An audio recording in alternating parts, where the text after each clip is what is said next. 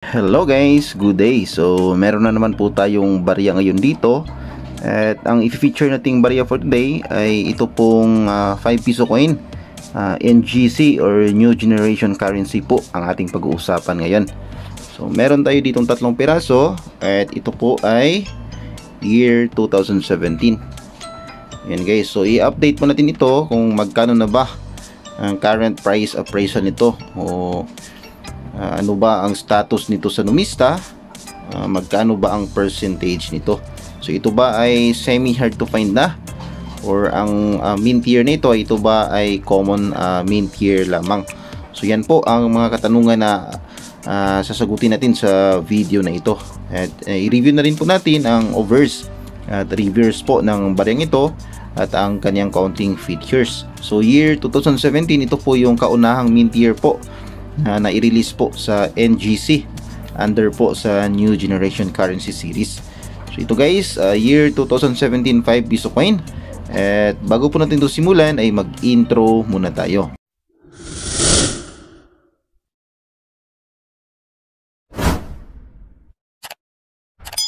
Ayan, hello po sa inyong lahat. Good day, magandang araw, mayong adlaw sa inyong tanan. At welcome back po sa aking channel. Kumusta po kayong lahat? Sana po ay nasa mabuti kayong kalagayan.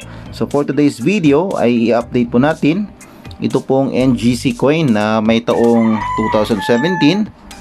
Ano ba ang current status nito? Basing po sa palagi nating ginagamit na website na n.numista.com. So ito ba ay semi hard to find na?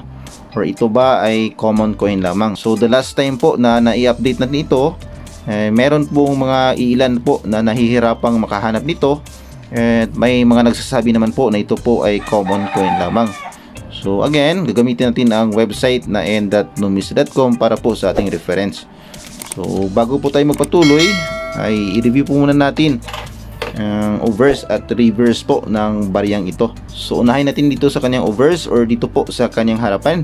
So naka-highlight po dito ang portrait ng ating bayaning si Andres Bonifacio dito po sa left side.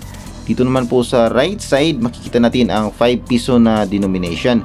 At dito po sa ilalim makikita natin ang mint mark po. Yan. Medyo hindi lang klaro dito. Katabi po niya ang pangalan ni Andres Bonifacio. Dito naman po sa upper side po makikita natin ang nakasulat po Republika ng Pilipinas.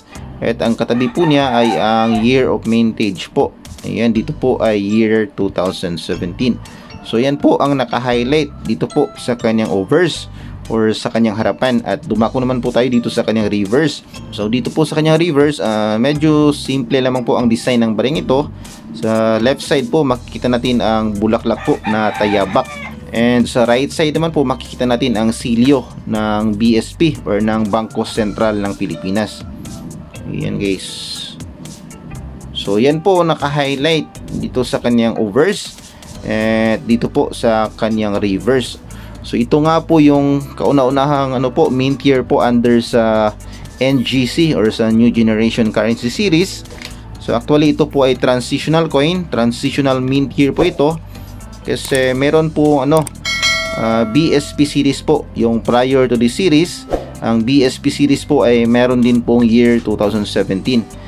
Kaya masasabi po nating transitional coin. Yan, natalakay na po natin yan sa mga dating video natin. Kapag transitional coin po ay same po ang kanilang mint year. So kapag iniba po either sa kanyang hugis, sa kanyang composition, or sa kanyang design, yan po ay matatawag na transitional coin. Same mint year na iniba po ang hugis, design, or ang kanyang composition, transitional coin po. So itong year 2017 na NGC at year 2017 na BSP naman sa BSP series, tinatawag po na transitional coin. So mapunta tayo sa record ng numista. Yan, yung palagi natin ginagamit na website. Shout out pala dyan sa numista. Yan, nandito po ang kaniyang prototype, year 2018 po dito. At ito po ay courtesy of Mr. Nelson Viterbo. Ayan. So nandito guys ang kanyang features. Ayan. So ito po pala ay nickel plated steel po ang composition. Yan, i-check natin sa magnet. Same po sa BSP series na year 2003 to 2017. Yan, ito po ay magnetic. Unlike po sa BSP series na 5 piso coin po, yun po ay non-magnetic. So itong year 2017 or sa NGC na mga 5 piso coins, ito na po ay magnetic. Yan, nickel plated steel po ang composition. So year 2017 to year 2020 po ang kanyang years. Ayan, references KM number 302. Yan, new generation series.